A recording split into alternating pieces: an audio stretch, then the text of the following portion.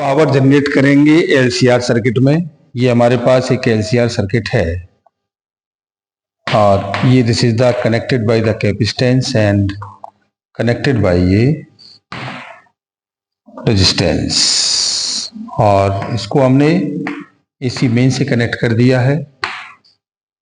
तो ये हमारे पास एल है और ये सी है और ये आर है। तो हमने जब भी पावर निकाला है तो पावर हमारा इसके साथ जीरो हो जाता है, इसके साथ पावर जीरो होता है, लेकिन इसके साथ पावर जीरो नहीं होता, जबकि एसी मेंस की वैल्यू रहती है ई नॉट साइन ओमेगा टी के साथ। अब जब भी वेरिएशन करेगा तो ये तो हम जानते हैं कि अगर हम इसके लिए निकालते हैं तो इसका हमारे पास जो है पोटेंशियल हो जाता है कितना, ये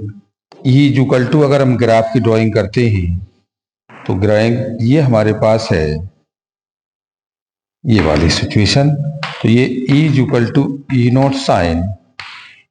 ओमेगा टी, और इसमें ये वैल्यू हमारे पास करंट की आ जाती है। तो ये कितना, I equal to I not sine और ये ओमेगा टी प्लस फाई के साथ माइनस के साथ।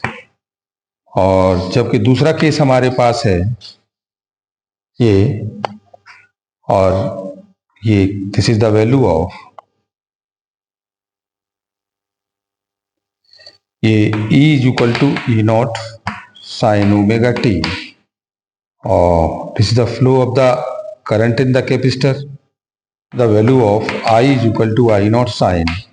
और ये ओमेगा टी प्लस फाई के साथ। और थर्ड है रेजिस्टेंस के साथ हम देखते हैं तो सेम फेज डिफरेंस रहता है, इसमें फेज डिफरेंस जीरो होता है। तो E equal to E not sine और ये ओमेगा टी, और this is the flow of the electric current in the same phase is the value I equal to I not sine omega T के साथ। तो हमने इसके लिए अगर करंट का फ्रिक्वेंसी का ग्राफ देते हैं तो ये हमारे पास फ्रिक्वेंसी और ये करंट के साथ,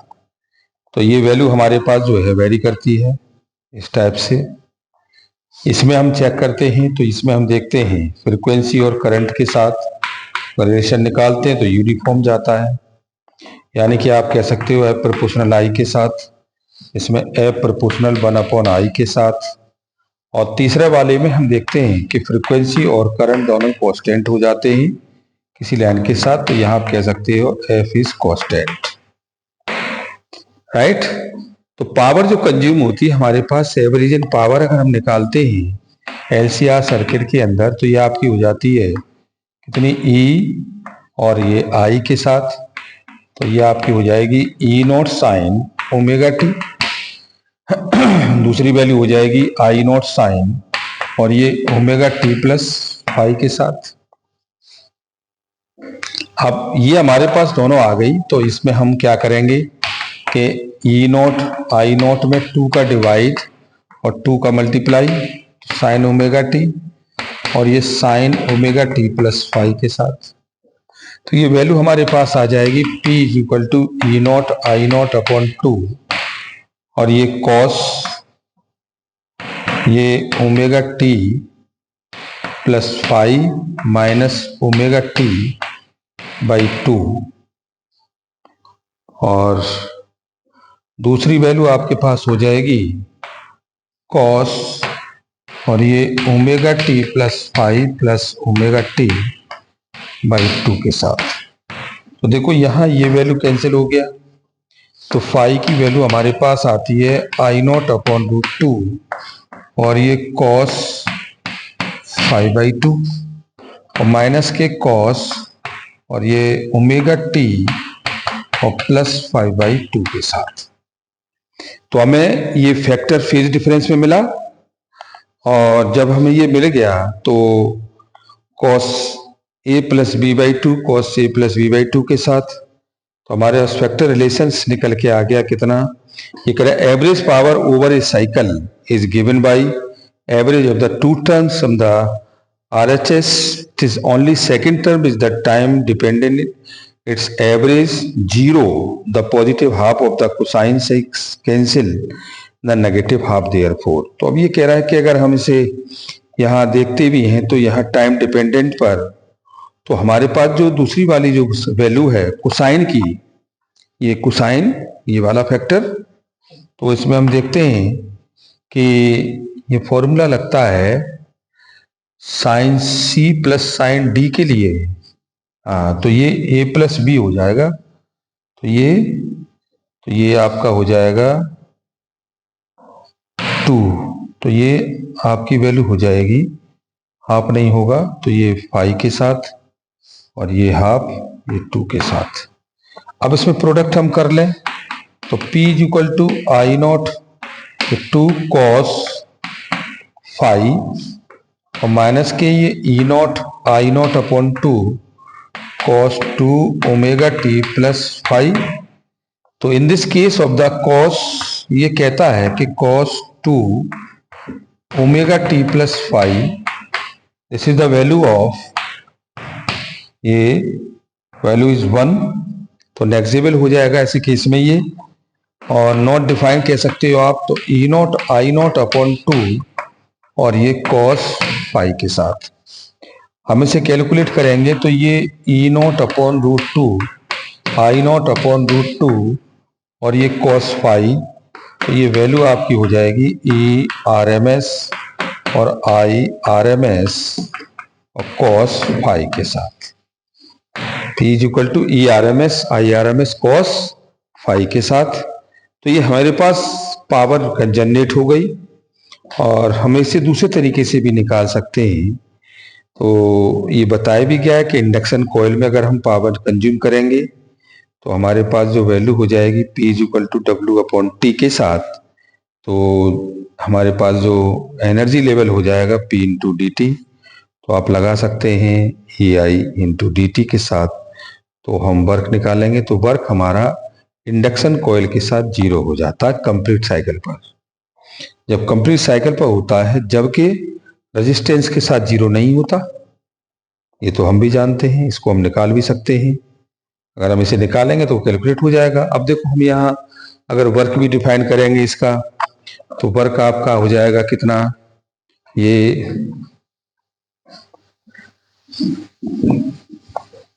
अगर हम इंडक्शन कॉइल का वर्क निकालेंगे तो ये वर्क नहीं करती हैं, क्योंकि P इज इक्वल टू होता है डी डब्ल्यू अपॉन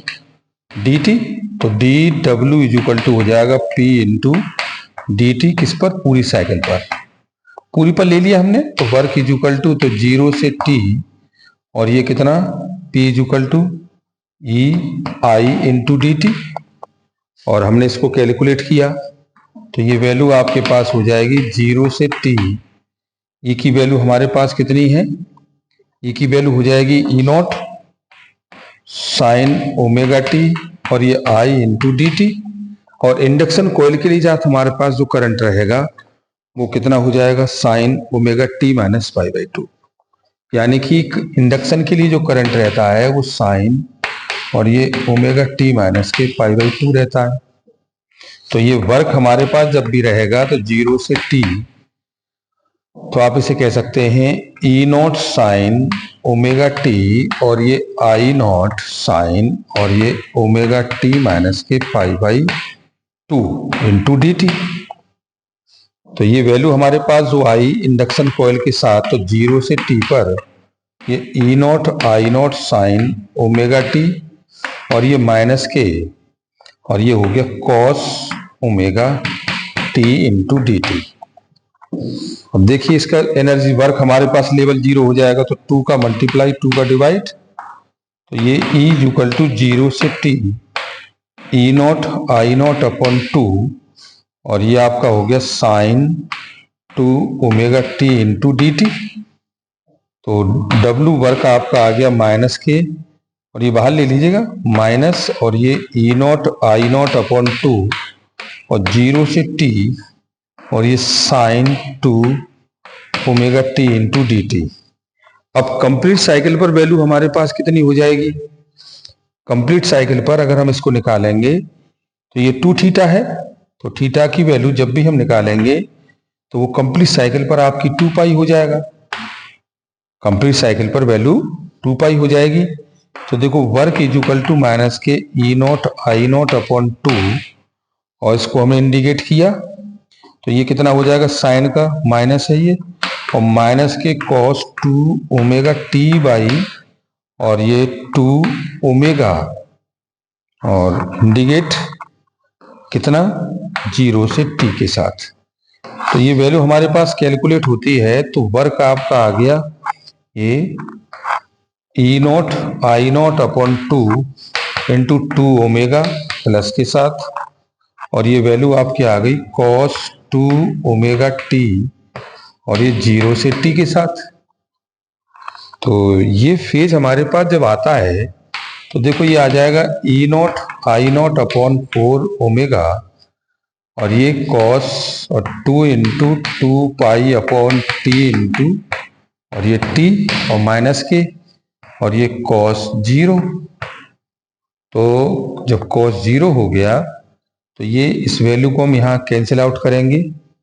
तो साइन 2 ओमेगा टी के साथ फैक्टर हमारे पास हो जाएगा साइन 2 ओमेगा टी के साथ। तो ये वैल्यू आपकी आ गई, हाँ ये इससे कैंसिल हो गया, तो वर्क आ गया E not I not upon 4 omega cos 4 pi minus के कॉस 0। तो इस वैल्यू को हम लगा सकते हैं, तो ये E not I not upon 4 omega, और ये 1 माइनस के 1, तो इससे कैंसिल हो गया, तो ये वैल्यू आपकी कितनी हो गई। तो इंडक्शन कॉइल के अंदर वर्क 0 होता है, तो induction the work is 0 and capacitance same property, work in 0, but in the resistance is can never be 0। अगर हम रेजिस्टेंस की बात करते हैं तो रेजिस्टेंस में हमारे पास जो वर्क है वो हो जाता है P इंटू डी टी, और ये 0 से t कंप्लीट साइकिल पर। तो ये वैल्यू आपकी आ गई 0 से t I not sine omega T I naught, और ये हो गया E not sine omega T into D T. तो वर्क इज 0 से t E not I not sine square omega T into D T, but the value of calculate cos 2 omega T 1 minus के 2 sine square omega T. तो sine square omega T equal to 1 minus के cos 2 omega T. तो ये value आपकी आती है sign square omega T 1 minus के cos 2 omega T by 2 के साथ। तो वर्क आपका हो गया ई नॉट आई नॉट, और ये इंडिकेट 1/2 1 माइनस के कॉस 2 ओमेगा टी बाई 2 के साथ। तो हमने इसको कैलकुलेट किया, तो देखो ये ई नॉट आई नॉट, और ये वैल्यू डी टी 0 से t 1/2 इंटू डी टी, और ये 0 से t cos 2 omega T upon 2 into D T के साथ। हम जब भी इसको कैलकुलेट करेंगे तो ये वैल्यू आपके पास हो जाएगी ई और आई नॉट, और आप निकाल सकते हैं इसको। तो ये फैक्टर हमारे पास 0 हो जाएगा, तो ये इतना हो जाएगा। तो ये वैल्यू आपकी हो जाएगी, वर्क हमारे पास जो भी आएगा वो कितना हो जाएगा, ई नॉट आई नॉट के साथ, तो ई आर एम एस और I R M S into T, this is the factor is the T इधर चला गया, तो W upon T is equal to E R M S. ये वर्क पर यूनिट यानी कि वर्क कैन नेवर बी 0। तो इस केस में हमारे पास वर्क 0 नहीं हुआ, इसमें आपका 0 हो गया, इसमें आपका 0 हो गया, लेकिन इसमें कैन नेवर बी 0। तो यानी कि रेजिस्टेंस में हमारी वर्क की पावर कैपेसिटी हमारी 0 नहीं होती है, जबकि इंडक्शन और उसके लिए हमारी वर्क की कैपेसिटी 0 हो जाती है। तो हम इस तरह से तीनों केसों में हम पावर डिफाइन कर सकते हैं। Thank you very much.